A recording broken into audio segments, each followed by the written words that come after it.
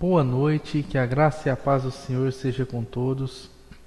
Mais uma vez estamos aqui para podermos estar estudando a matéria de estudo do Velho Testamento. Eu sou o professor Abner e estaremos hoje dando sequência de onde paramos na aula passada. Na aula passada falamos sobre o Reino Unido, né? E os reis de Israel e reis de Judá. E hoje nós vamos entrar no assunto do reino dividido.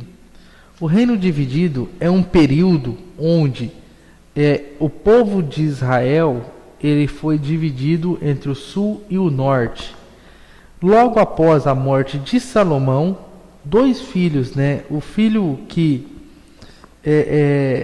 estava abençoado pelo pai para poder dar sequência no reinado sobre Israel era Coboão. Mas o que aconteceu? Vinha de uma guerra civil muito grande e a nação ela tinha se rebelado contra Deus e não aceitava mais as suas leis. E aí o que aconteceu? O filho de Salomão, os filhos de Salomão, o que eles fizeram? Eles começaram a guerrear para ver quem queria ser o rei de Israel, quem que ia assumir o seu trono. Então, Jeroboão, ele era rival do seu irmão Coboão, né? E ele tinha, né, maior influência entre os chefes militares da terra na época. Mas não foi Coboão, mas sim Roboão que tomou a metade do sul do país e lhe deu o nome de Judá. Então, o que estava abençoado pelo pai era Coboão, mas Roboão e Jeroboão, o que eles fizeram? Eles entraram numa contenda, eles, e dividiram o reino. Um ficou com a parte do norte e outra parte do sul. E Roboão, ele pegou e colocou o nome de Judá na parte do sul. Então, Jeroboão, o que ele fez? Ele estabeleceu o seu próprio governo na metade do norte e conservou o nome de Israel. Então, depois da morte de Salomão, essas brigas todas, o povo em pecado, o povo todo numa situação precária, houve uma divisão no reino de Israel. E aí, Judá, que era a parte do sul, que era governada por Roboão, e Israel, que era governada por Jeroboão, que era a parte do norte. Então, e cada um deles se reivindicava que Deus tinha escolhido eles. Ou seja, que eles estavam certos, que não estava nada errado daquilo que eles estavam fazendo. Mas Deus, ele podia ter destruído Israel. Deus podia ter acabado com Israel. Deus podia ter posto um fim naquela briga, naquela guerra que estava tendo entre os irmãos, entre aquela família. Mas Deus, ele tinha um propósito de que o Messias, o Redentor, ele viria da casa de Davi. Então, ele conservou o seu povo, ele conservou o povo de Deus, ele conservou Israel, ele conservou aquele povo. Mas como? Deus, ele permitiu como os impérios pagãos da Síria e da Babilônia destruísse os dois reinos, né? E levasse o povo todo preso, ou seja, uma parte do povo. E não foi uma vez, foi várias vezes que isso aconteceu. Nesse período, nós encontramos duas pessoas importantes, dois dirigentes que surgiram, que é muito importante nesse contexto bíblico aqui do reino dividido. Quem são eles? Eliseu e Elias, ou Elias e Eliseu, falando na ordem cronológica, Elias e Eliseu. Então, Elias, ele era profeta e ele se destacava por ser um personagem singularmente austero na história bíblica, ou seja, ele era único, não tinha outra pessoa semelhante a ele. A Bíblia não relata de onde ele veio. Ele apareceu no reinado do rei Acabe e declarou que Deus traria uma longa seca. Então agora nós vamos ver, nós vimos aqui o que levou à divisão do reino, a morte de Salomão, né? A briga dos irmãos, o que Deus fez para poder dar um basta na adoração a outros deuses ali, levava o povo em exílio, deixava o povo ser vencido pelos os pagãos e ir para outra terra. E nesse momento surge uma pessoa chamada Elias, um cara que tinha uma característica singular, características que não via em outra pessoa, e que a Bíblia não relata a origem de Elias. A Bíblia não relata, a Bíblia só relata ele já aparecendo como profeta. E ele apareceu justamente no reinado de um rei chamado Acabe. O rei Acabe era um rei considerado malvado, e que Elias ele já começa não muito bem com o rei Acabe. Ele já fala assim, ele declarou que Deus traria uma longa seca por causa da perversidade dos pecados do povo. E aí o que acontece? Ele fugiu para o deserto, onde ficou junto ao ribeiro de Querite, e Deus, de forma milagrosa, proveu-lhe o alimento todo o tempo que ele esteve ali. Quando o ribeiro secou, Deus enviou para socorrer a viúva de Serepta. Ela sofria as consequências da seca, e ela estava quase sem alimento também. E quando o profeta chega na casa dela, ela já estava sem as coisas para comer, mas só que de qualquer modo ela deu o que ele comesse. E levando esse fato em consideração, o profeta, o homem de Deus, resolveu permanecer na casa, e os milagres foram acontecendo sucessivamente. Para você ter noção, a Bíblia nos relata que o suprimento, as comidas da casa da viúva nunca se esgotaram enquanto o profeta Elias esteve ali na casa dela. E também depois de morrer o seu filho, Elias o ressuscitou. Então Elias, depois disso, ele volta à presença do rei Acabe, e lhe disse que convocasse todos os seus profetas, que pagão Baal, de Baal, em que a esposa de Acabe, Jezabel, ela adorava. Então o que aconteceu? Ele pegou e desafiou todos os profetas de Baal, no qual a esposa de Acabe, Jezabel, adorava, para um desafio no Monte Carmelo. E ele desafiou para uma competição onde que ia provar quem que era o Deus mais forte. E Elias pediu para que Deus enviasse fogo do céu para acender o sacrifício sobre uma pilha de lenha molhada. E Deus, o que ele fez? Atendeu o pedido. E Elias matou os falsos profetas. Logo após isso, o profeta pediu a Deus que suspendesse a seca. Deus enviou uma grande chuva também, respondendo o pedido do profeta, e Elias sentiu tão feliz que ele saiu correndo, que andava mais rápido do que os carros do rei. Mas as ameaças de Jezabel deixaram Elias com medo, desanimado. E o que ele fez? Elias, ele entra no momento de depressão. Ele entra no momento onde ele pede para que Deus deixasse ele morrer.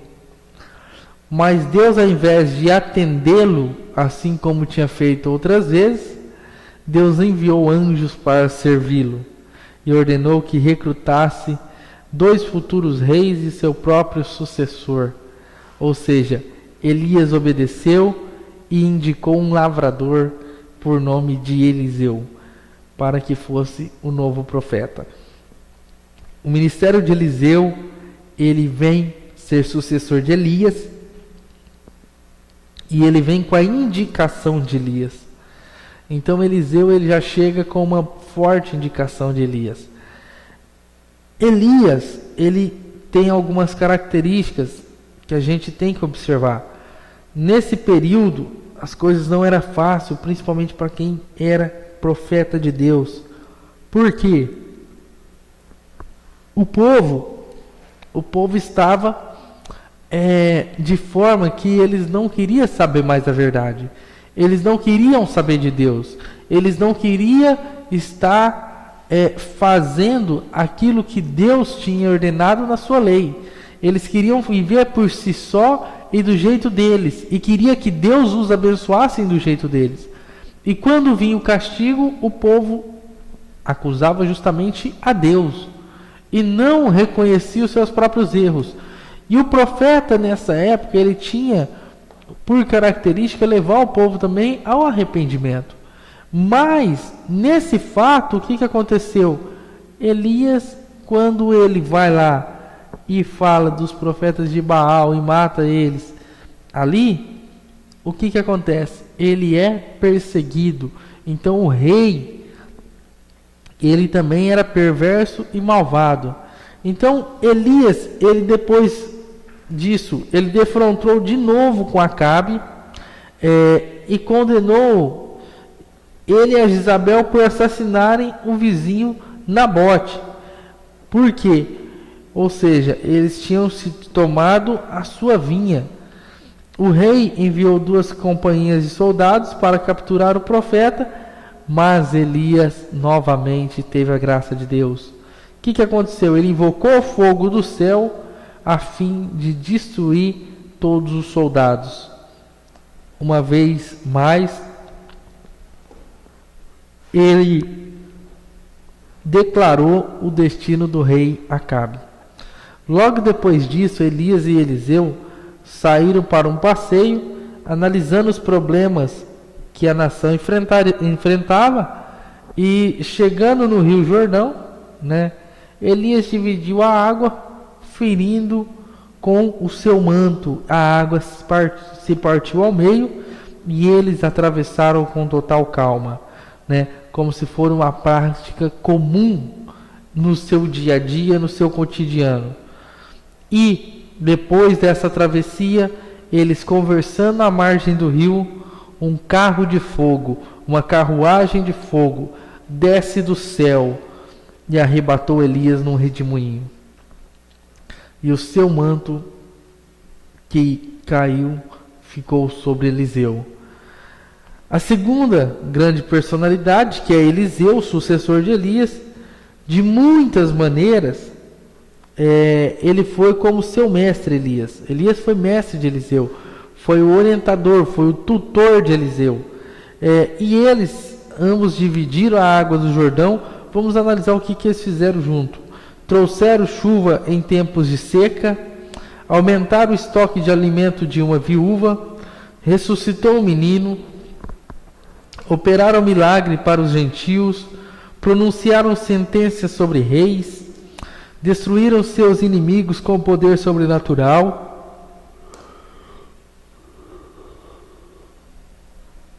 Mas também havia diferença entre eles.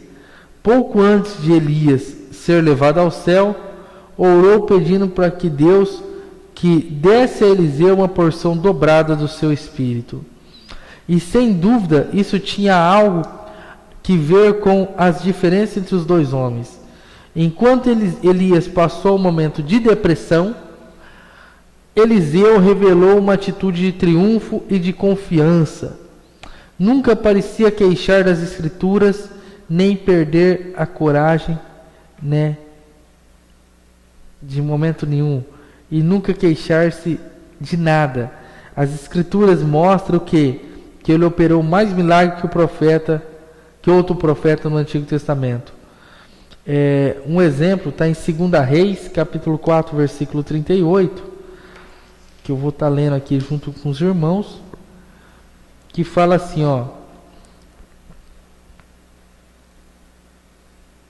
Eliseu voltou para Gilgal e havia fome na terra.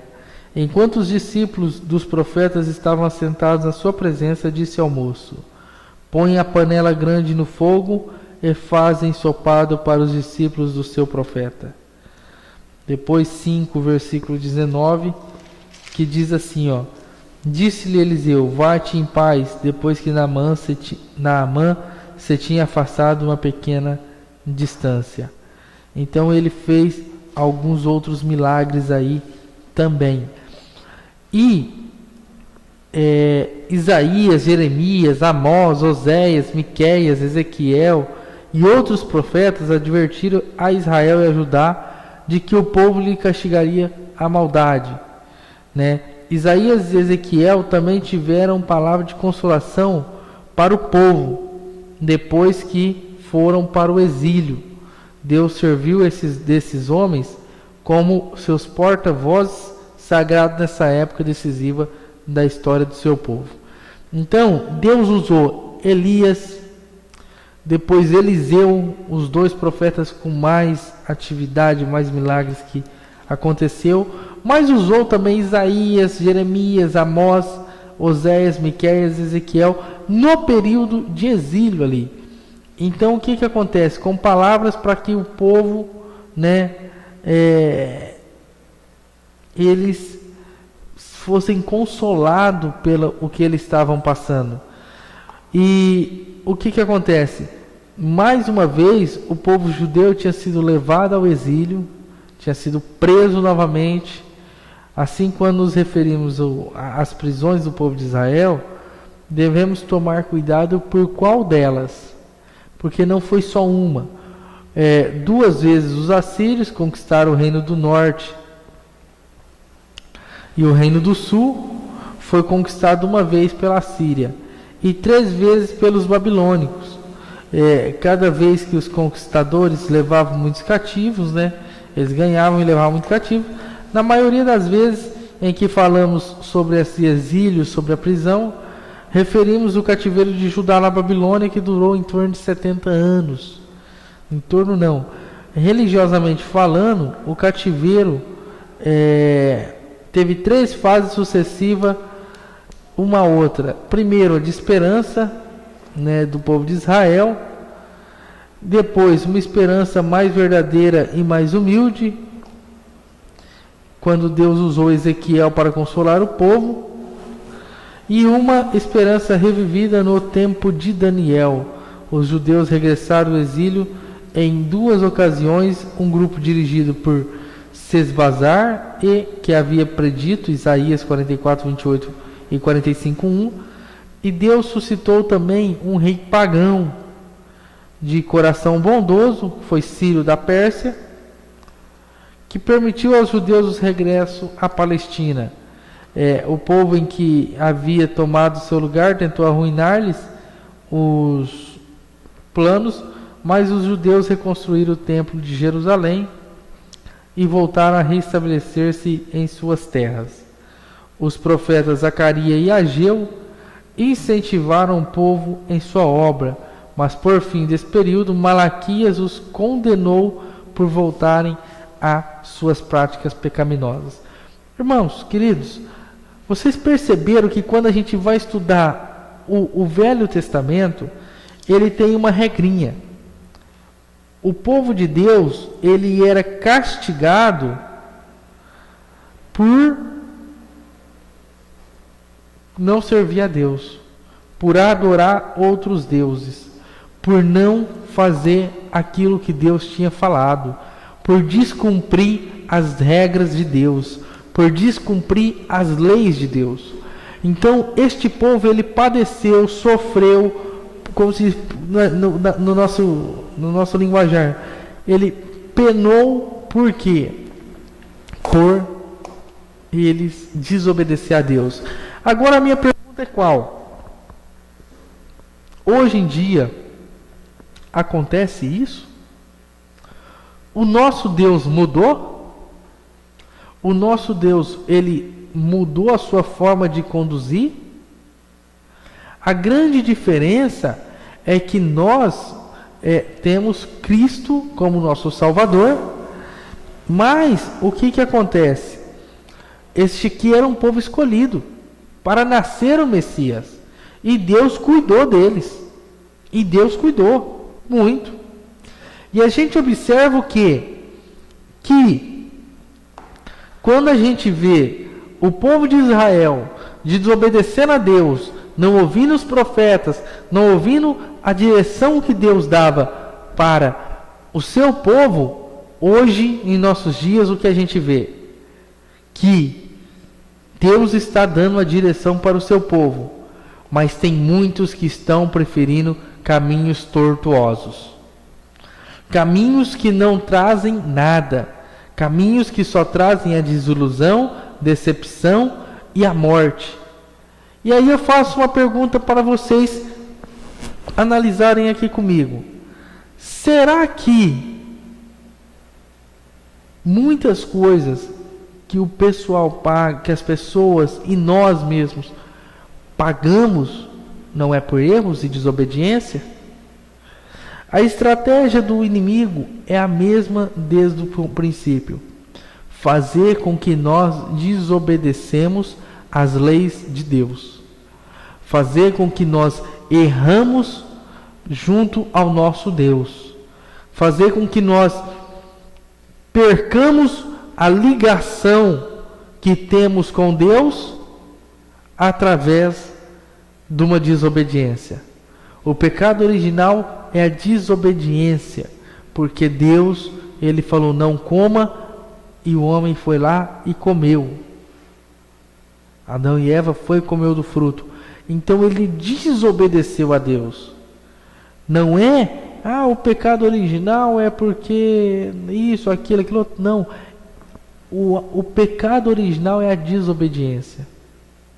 E quando Deus traça o plano de salvação lá no Gênesis, o que acontece? Ele já pensa nesse povo escolhido. Ele já prepara todas essas situações. Ele já deixa tudo no jeito para que as coisas fossem acontecendo. E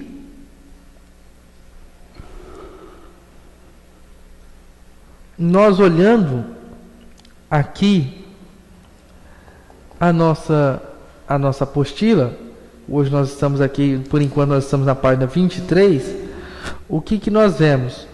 Que todos os profetas foram usados para direcionar o povo para Deus. Malaquias, o que ele fez?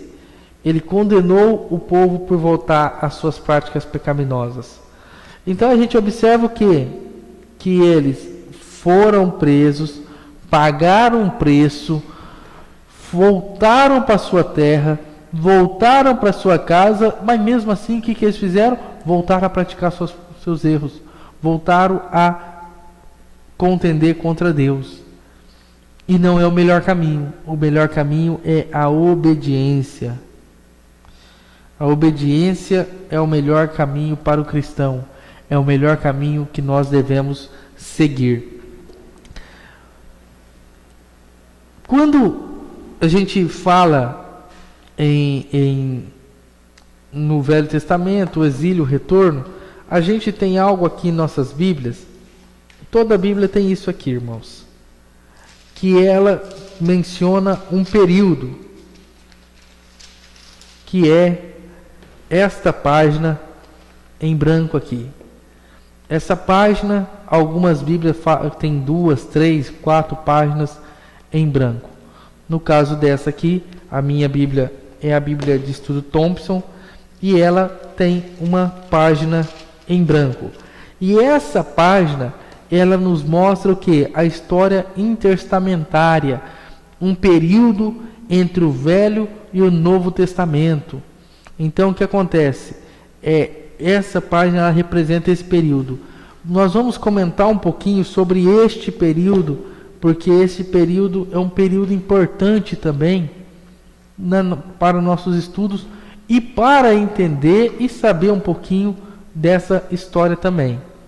Ou seja, nem sempre é claro que o que aconteceu nesse período, que foi aproximadamente 400 anos decorridos entre o registro de Malaquias e o tempo em que Jesus nasceu, denominamos esse período, por período intertestamentário, porque é o espaço entre o tempo das Escrituras do Antigo Testamento e o Novo Testamento. Nós sabemos o quê? Que a nação restaurada de Israel passou por sérios transtornos políticos durante este período, Depois de Alexandre Magno conquistou o Império da Pérsia, os príncipes dos generais gregos lutaram pelo direito de governar o Oriente Próximo. O rei Seleucida Antíoco III tomou a Palestina das mãos do Egito em 198 a.C. e tentou fazer dela uma base para o novo Império do Oriente, mas o Antíoco III não era rival para as legiões romanas. E essas legiões derrotaram o seu exército 190 anos antes de Cristo e fizeram dele um governante títere na cadeia romana de comando. Ou seja, os romanos dominaram aquela região, e as famílias dos Macabeus, que são os descendentes do sumo sacerdote Matatias, começou uma guerra civil contra os governadores Seleucidas e capturaram Jerusalém no ano 164 a.C., mas também não puderam expulsar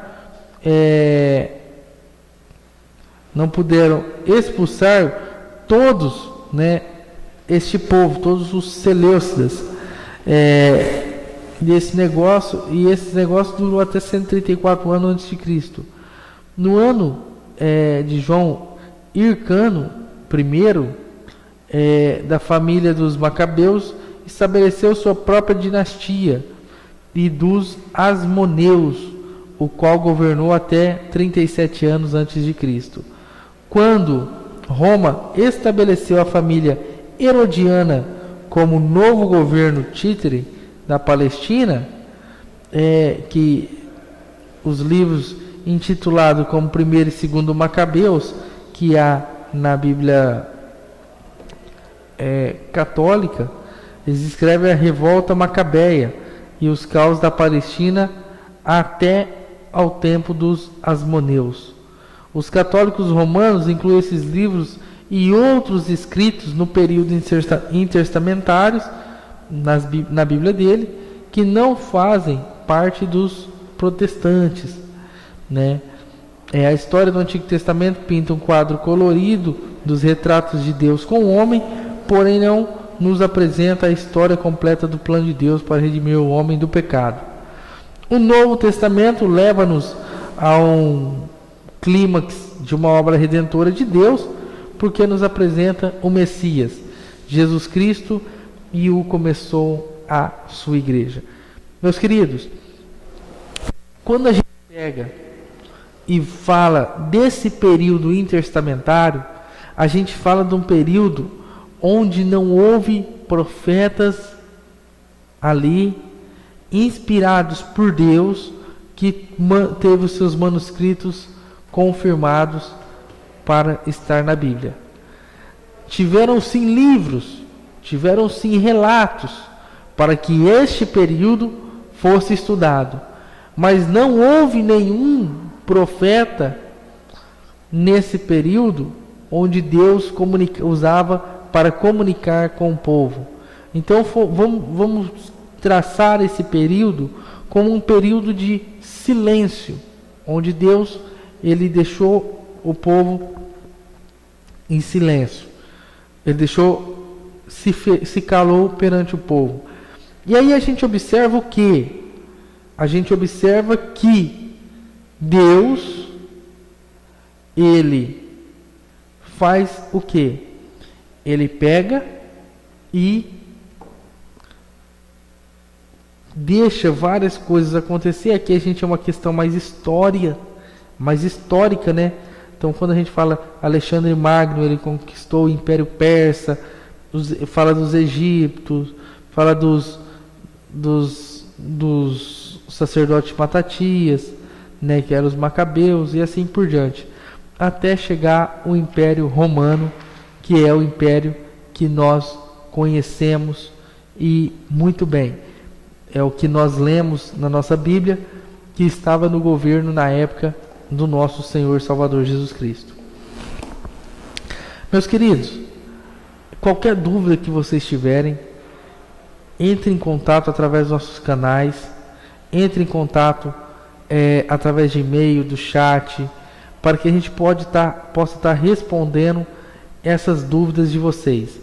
Nós vamos para o capítulo 3, na página 24, a gente vai começar a estudar uma parte interessante e bom da gente estudar, que é o que?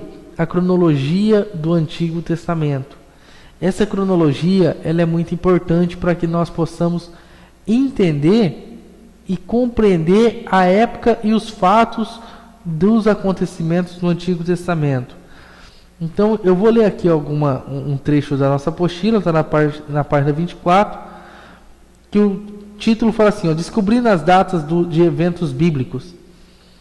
A Escritura diz-nos como Deus se revelou os pontos específicos no tempo, para que possamos compreender a relação dessas revelações divinas com outros eventos históricos.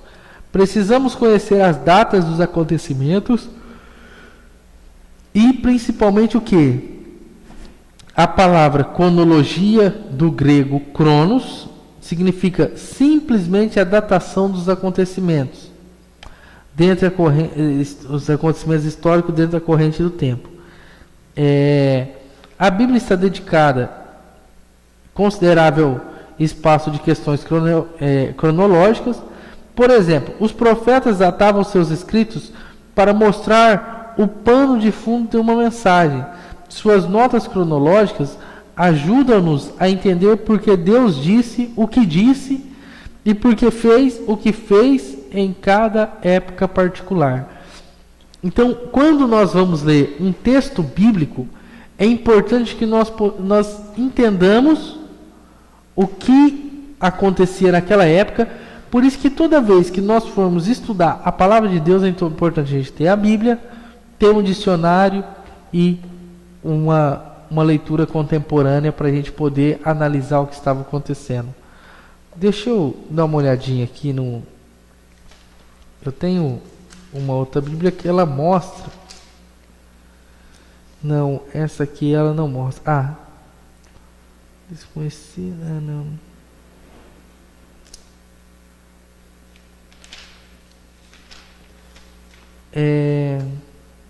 Deixa eu ver num outro livro aqui.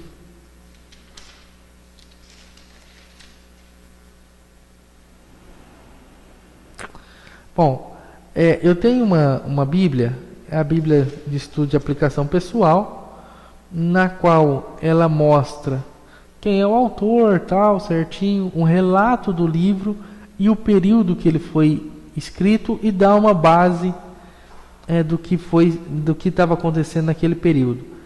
é muito interessante a gente ter esses aparatos para a gente poder estar estudando, meus irmãos. É muito importante nós termos isso para que fique melhor os nossos estudos dentro da palavra de Deus. Os profetas, né, eles datavam os seus escritos, né? E o povo judeu observava um calendário lunar. Eles usavam a lua como calendário, que fixava as festas religiosas, né? Em determinadas estações do ano, eles tinham suas festas, e eles traçavam isso através da lua. Os israelitas colhiam cevada na primavera, durante os meses de Abib, o primeiro do ano religioso, né? Após o exílio, deram a esse nome o nome de Nissan. Celebravam a festa das semanas durante o mês de Sivan, que começava no verão, na colheita do trigo. A festa da colheita, a festa dos tabernáculos, coincidia com a colheita geral feita no outono, no mês de Etanim, né? Mais tarde chamado de Tisri. Geralmente os meses eram 30 dias, mas desde que eram contados a partir da lua nova. O calendário às vezes demandava um mês de 29 dias. O calendário lunar era 11 dias mais curtos do que o solar. Não obstante mais ajustar as estações, os israelitas às vezes tinham de acrescentar um 13º mês ao ano. E isto que acontecia, e dava-lhe alguns dias o ano bissexto. O padrão de inserir dias no ano bissexto repetia-se num ciclo de 19 anos. Então, o tempo que a gente vive é o tempo cronos, cronologia, o tempo cronológico. E a gente vai entrar num assunto aqui onde a gente vai estar trabalhando as datas. E vamos ter datas que são absolutas, né? E datas variáveis aí também. E vamos ver como que a gente vai estar calculando essas datas. Então, na próxima aula nossa, nós vamos entrar nesse assunto, que é um assunto muito importante. Não é bom que a gente perca esses assuntos e que não dê tanta atenção para esses assuntos. Hoje, se a gente entrar nesse assunto, a gente não consegue finalizar. Então, é um assunto que é importante e é bom a gente começar ele e finalizar ele no tempo, dentro do mesmo dia. É muito importante isso para nós. Eu tenho aqui, irmãos, o CD das videoaulas da FATEC. Temos todas as videoaulas para poder ser gravada em DVD. Você pode estar adquirindo um DVD de alguma videoaula que você escolher através dos nossos telefones, que é o 17 3421 5653 ou 17 30 46 44 42, através do nosso site www.fatec.com.br ou através do chat, Skype, até do nosso Facebook. Você pode fazer o seu pedido também. Não perca tempo, faça o seu pedido. É um material muito bom e vai servir de biblioteca para vocês. Quanto mais material nós tivermos, melhor. Adquira o seu CD, adquira o seu DVD, para que você possa ter um material de amparo melhor para vocês estudar posteriormente. Outra coisa, meus queridos, faça o uso dessa apostila, da apostila que vocês têm. Procure sempre estar acompanhando o conteúdo que está nas apostilas. É muito bom mesmo. Tenha as referências bíblicas. Não dispense a Bíblia para poder tirar as dúvidas também. É muito importante que isso faça parte do cotidiano de todos nós que estamos estudando. Porque quando a gente estuda, a gente precisa de um conteúdo maior. E eu costumo dizer o seguinte, que quando nós começamos a fazer um curso de teologia, a gente deixa de ler a Bíblia e passa a estudar a Bíblia. Bom, eu gostaria de agradecer a todos que estiveram conosco e que Deus vos abençoe. Uma ótima semana para vocês. Fiquem com Deus, que a graça e a paz do Senhor esteja com todos. E uma ótima semana e até a próxima segunda-feira.